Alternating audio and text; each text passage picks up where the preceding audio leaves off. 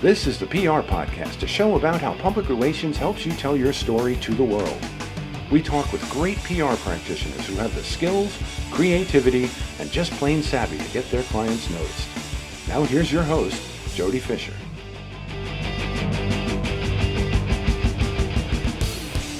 Hey everyone, and welcome to the PR Podcast. I'm Jody Fisher. Thanks for joining us. Well, don't forget to join my Instagram Live every Thursday evening at 8:45 p.m. Jody, why such an odd time? Well, it's because that's when I'm done driving my kids back and forth to school and to sports and to everything else. And it's 15 minutes before I go to bed because I go to bed early. So join me on my personal Instagram. That's at Jody Fisher. Instagram Live every Thursday night at 8:45. It's just 15 minutes. We talk about PR. We talk about what's going on in the world. Maybe we grab something out of current events. We always play our favorite game, which is Why Is That News, where I grab a story that I've seen in the media. I try to dissect it and figure out why it landed in the media that it landed in the way it did, and maybe what went into pitching that story, what elements that the PR person might have had to offer up to the reporter to turn it into a story. So again, all that to say, Instagram Live every Thursday night, 8:45 p.m. Eastern Time. We'll see you there. Now on with our show for today. We got a great guest. Jennifer Kaplan is the founder and president of Evolve PR and Marketing, Arizona's largest public relations firm. Since launching the agency in 2010, she has led Evolve's growth for a small client-focused team into a powerhouse of 25 full-time publicists serving more than 100 clients across local and national markets. Her leadership and impact have earned her numerous honors, including the inaugural Hugh Downs School of Human Communication Alumni of the Year Award, a Phoenix Business Journal's 40 Under 40, and AZ Business Magazine's Most Influential Women in Arizona Business. Jennifer, welcome to the PR Podcast. Thank you. I'm so excited to be here with you. I love talking PR. Those credentials are very impressive. And yes, I know who Hugh Downs was. I think. Yeah, that changes over the generations, but thank you for giving me that. Yes. When I make the reference at the end of the show to the Inside the Actors Studio, you know, some of our guests are like, who, what? But I think you might know that one too. Yes, totally. No, it's, and actually he lived here for a little bit in his later part of life in Arizona. So, didn't know that. Okay, very good, very good. So tell us about your agency. You have, talk about growth, right? Over the last 15 years, you go from, I'm going to call it zero, but go from start to what you've got now. Tell us about that journey. Yeah. Well, I had the entrepreneurial spirit in my blood, studied communications with an emphasis in public relations. So I had that. I did have a firm for 5 years prior with a business partner. Sold my equity to her to go on my own. But at that point, it was zero. I didn't have employees that I took with me. Did have some clients that stayed with me, but maybe 5-ish, 7. And being from the Arizona and Scottsdale, Phoenix area, kind of leaned into, you know, my knowledge of being from the Valley, and had just the opportunity to build the business pretty quickly. Yes, started with one, and then 6 months later hired the second. And then from there, just kind of that trajectory was continuing. And I kind of look at it and I'm like, 25, that's a lot. And the reason why we can say the largest PR firm is because that is all we do. So there are full service agencies, to give them some cred and shout out as well, that might have 60, 80 people. But they're doing websites and branding and graphics and all of the things that fall under marketing. But we are the largest solely focused on PR as not a full service agency. So give me your definition of PR, because, you know, you get into these conversations sometimes with people, and I think everybody thinks in their head, well, it's media relations. But you and I both know it can be just focused on that. It can be that plus other things. So what do you see public relations PR as? Yeah, I love that question. So obviously the traditional, you know, we reach out to TV, radio, print, online to get our clients exposure in those mediums. And we do that via press release, pitches, text messages, depending on our relationships with them. but we're working to get our client's name out that way. The marketing, as I define it, because marketing is in our name and that's a huge umbrella, is community outreach and cross promotional opportunities. So, what other ways can we get our client's name out outside of just that traditional media? And oftentimes it can lead to a PR opportunity in the news and media. So maybe we're collaborating with another business that complements theirs. Maybe we're having a networking event at their business. Maybe we're coordinating a ribbon cutting and inviting governor, mayor, city council, really being an extension of the team. And talking about a minute ago in regards to the full service firms and what they do, we're not doing that, but we're really doing everything else from a marketing perspective. That the PR, again, obviously influencers is a big one. While we don't handle or manage their social media, influencers and reaching out to influencers the same way we do with the media in an earned perspective, is something very valuable. But knowing the landscape in and around our clients, and we work locally and nationally, so wherever that may be, knowing the landscape of the environment and who their target demographic is, maybe there's collaborations and things that we're coordinating to enhance their business and get awareness through other relationships. Great explanation. And I love the way you approach the influencers as the same way you would approach a reporter. Because I think there's also a lot of trepidation from clients and from other people you work with, and they have, again, just like they can misunderstand what PR people do, they can misunderstand how influencers work. And they all work according to their own rules, right? They all have their own deals and what they expect. And really, it's just interfacing with them to figure out which ones make the most sense, right? Yep. Which ones make the most sense? And then we actually invested in a tool that allows us to see the engagement. And what we did a few years ago was maybe even like 5 years ago plus, is scooping up all these influencers and seeing that maybe in some situations we weren't getting the results or the quote unquote ROI, maybe.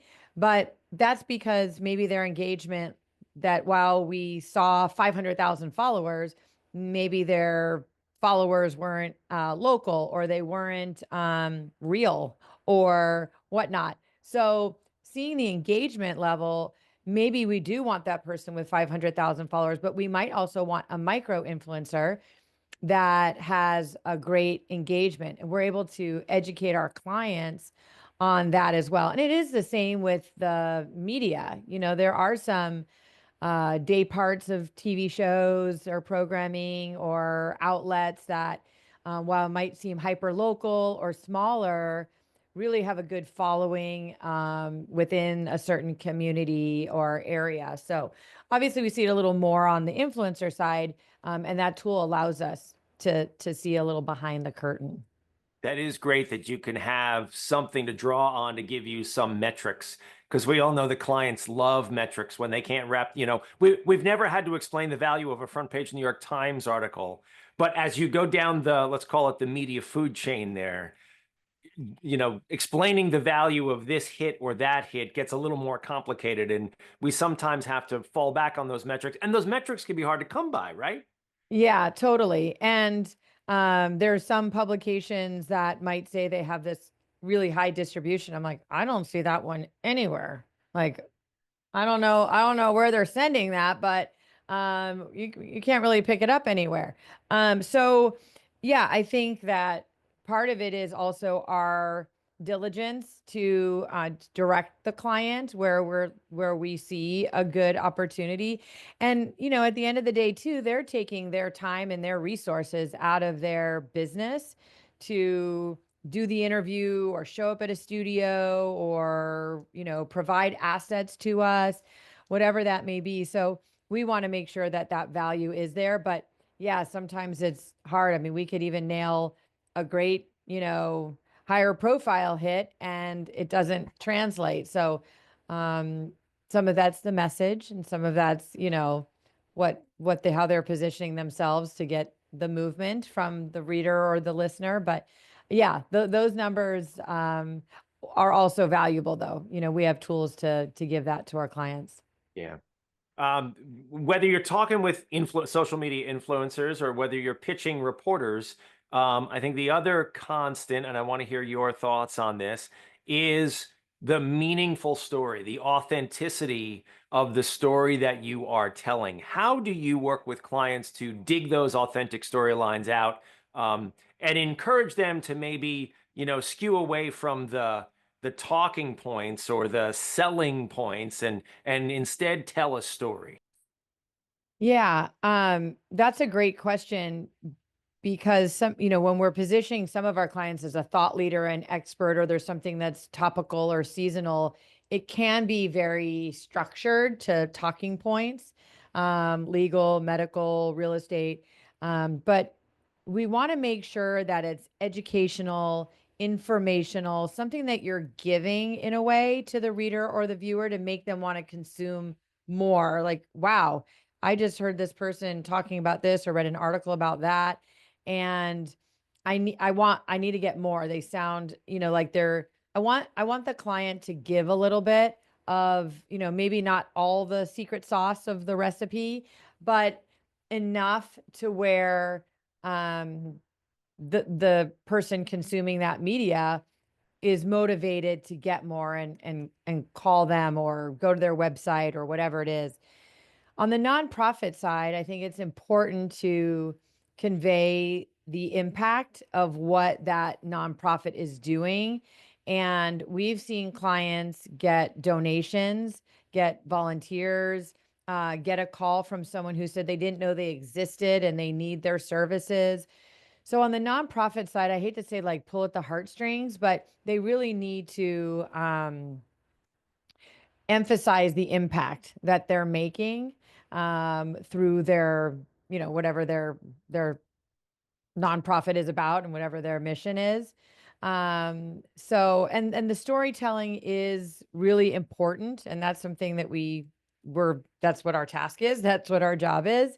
But then we've got to channel our client, to make sure they stay on track with that when they are in those interviews.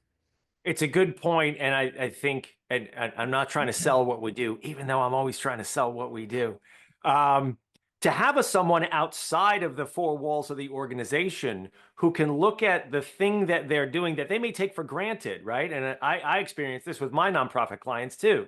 And they take for granted this program that they might be running that's doing a really good job and, living their mission, but because they're this close to it, they never think it's a story. And we stand back and go, hold on, that's something special. How do you point that out to them? Totally. Well, I mean, it's our job to do research on their company and not take it beyond. We want to take it beyond just maybe a meeting or, just something surface they might share with us. It's our job to extract some of those layers. And really, I think it comes down to knowing what the media wants. In order, like, we also want that story to get picked up. So we want to package it with a bow and everything. So the way they're seeing it is maybe a little more one dimensional at times.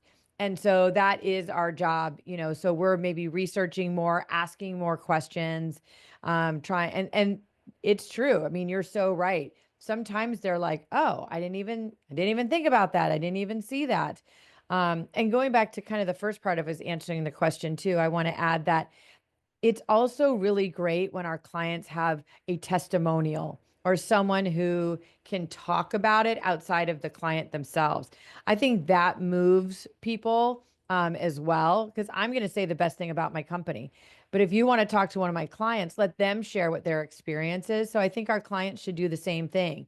Who are you impacting? Who are you helping? What are you doing in your business? So we always, do you have someone who can talk about that? Even if it's a lawyer, how you help them, or a realtor, how you help them sell their house in a certain situation, or of course the nonprofits. So I also think it's important to share when you can the people around the company or organization that you're actually helping and impacting.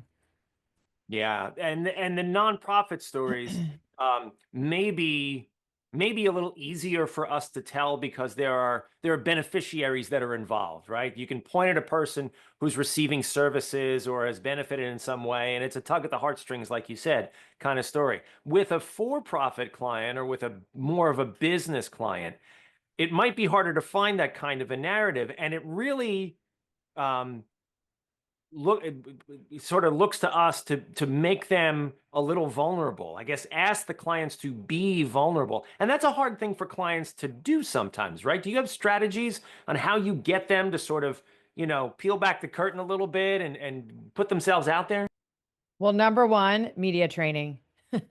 Because I think that having that opportunity to coach them and role play, because it can't be a commercial, what we said at the very beginning, it's earned media. So it's not a commercial, it's not an ad.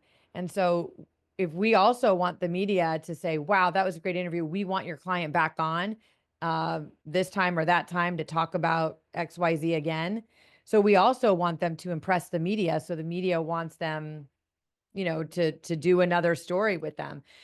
So I feel like us providing our clients with the guidance in order to set them up for success is really important. And we know that, a live interview, even if it is over the phone or in studio or whatnot with a TV station, it can be nerve wracking. And someone who's extremely versed in their business might forget, some of the elements. So we try to prep and prepare and go to the segments and be there for them during that process to really set them up for the best possible scenario so they don't forget what they're doing and how they do it. Oh yeah. If people only knew what we do behind the scenes, right? Yeah, right.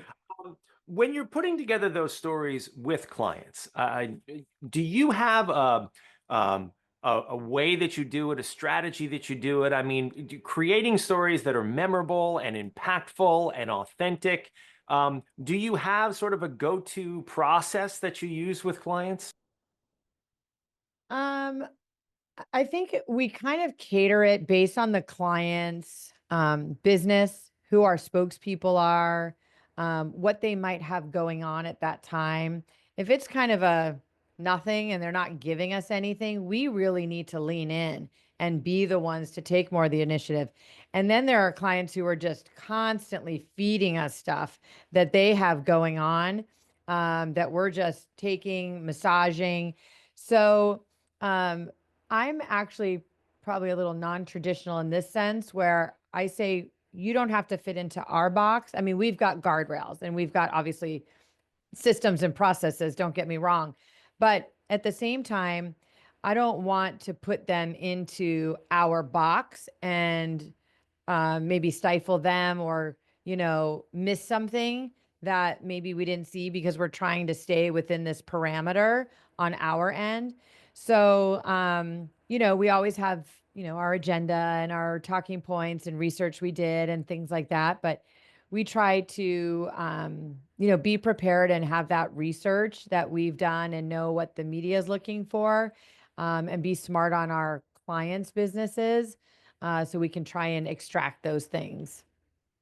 What do you think makes a story into something that media want to cover? I mean, memorable, impactful.